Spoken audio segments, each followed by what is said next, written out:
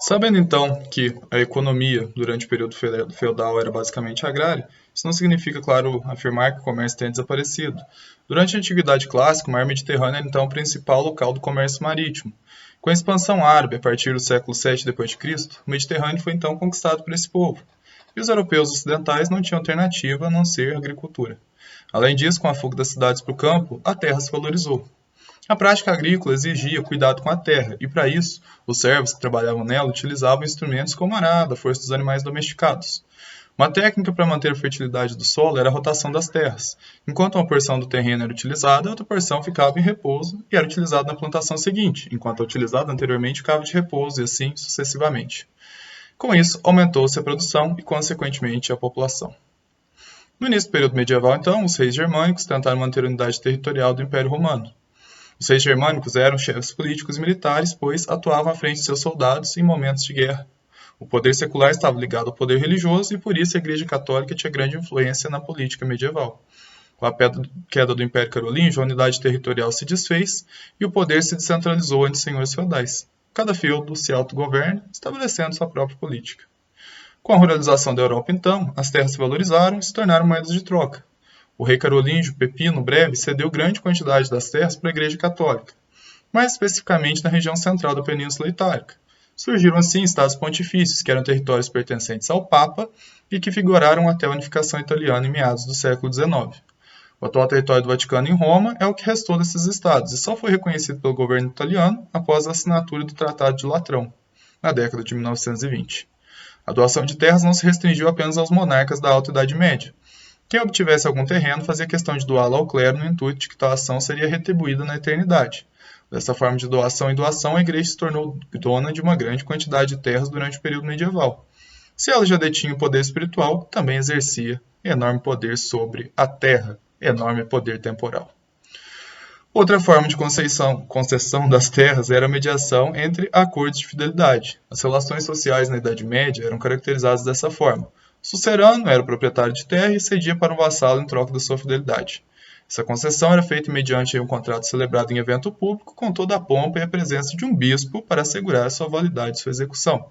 Percebemos novamente a grande força do poder espiritual. Ocorreu a crise, então, do feudalismo.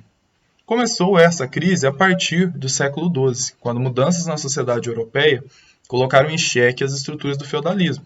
As cidades voltaram a surgir após séculos de abandono, desde os tempos das invasões bárbaras. Houve um aumento populacional, ocorrido no ano 1000, também chamado de Ano da Paz de Deus, por conta da queda significativa nas guerras medievais. Com o aumento demográfico, a produção agrícola também se expandiu, exigindo maior trabalho dos servos e o uso das técnicas mais avançadas para atender a demanda. Outro fator que transformou a sociedade europeia foram as cruzadas. Inicialmente eram expedições religiosas que se dirigiam até o Oriente para resgatar os locais sagrados para os cristãos, e que estavam nas mãos dos islâmicos. No entanto, essas expedições ganharam outras dimensões ao trazerem para a Europa Ocidental produtos orientais como as especiarias. O comércio retomou então suas atividades, surgiu nesse contexto a burguesia, e marcou-se então o período final do feudalismo, que viu então a retomada do cientificismo, ou seja, da pesquisa científica, do estudo sobre a natureza, e temendo represálias da igreja, muitos cientistas faziam seus experimentos às escondidas. O humanismo começa a se fortificar na Europa. Temos então o surgimento do Renascimento.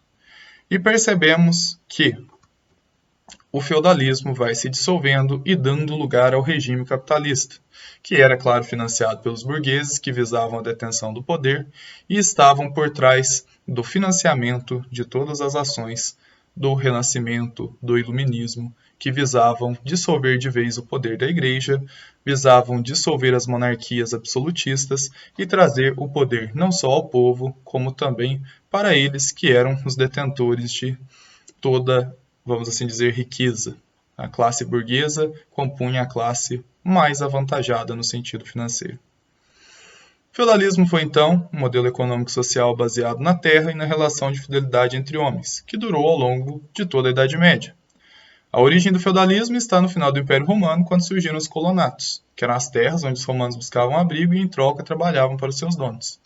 As características do feudalismo foram, então, a política descentralizada, uma economia rural e a sociedade estamental. Concessão de terras acontecia dentro da relação de fidelidade entre os homens, na qual o sucerano concedia uma porção das terras para um vassalo. E a crise feudal se deu por conta das mudanças na Europa provocadas pelos renascimentos cultural, urbano e comercial.